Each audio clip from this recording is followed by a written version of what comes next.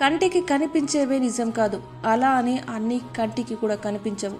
Negative ఎనర్జీని దుష్ట శక్తి అంటారు. ఈ దుష్ట శక్తి మనిషి శరీరంలో ఉండొచ్చు, ఇంట్లో కూడా ఉండొచ్చు.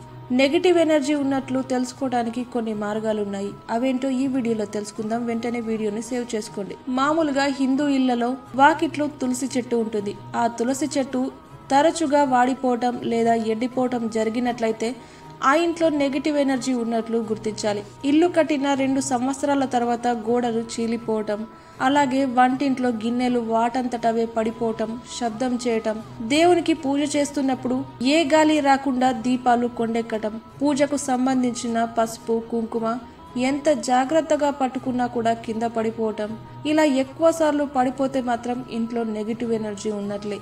మీ ఇంట్లో ఆక్వేరియం ఉంటే అందులో చేపలు ఒకేసారి చనిపోయినా లేదా ఒక్కొక్కటిగా చనిపోయినా కూడా నెగిటివ్ ఎనర్జీ ఉన్నట్లే. బెడ్రూమ్లో బొద్దింకలు ఎక్కువగా ఉండటం, ఇది కూడా నెగిటివ్ ఎనర్జీకే కారణం. బొద్దింకలు దరిద్ర దేవతకు మారు రూపం అని పెద్దలు చెప్తుంటారు. రోజు భయంకరమైన కలలు రావటం, ఇంట్లో ఉండాలంటే భయంగా అనిపించటం, ఇవన్నీ నెగిటివ్ ఎనర్జీకి సంకేతాలే.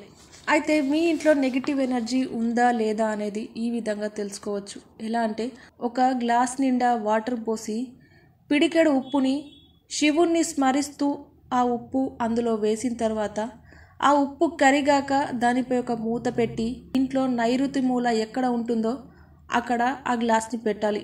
మార్నింగ్ లేచి చూస్తే వాటర్ బ్లాక్గా మారితే నెగిటివ్ ఎనర్జీ మామూలుగా ఉన్నట్లు. ఎల్లో కలర్గా మారితే మాత్రం నెగిటివ్ ఎనర్జీ చాలా ఎక్కువగానే ఉంటుందని చెప్పొచ్చు.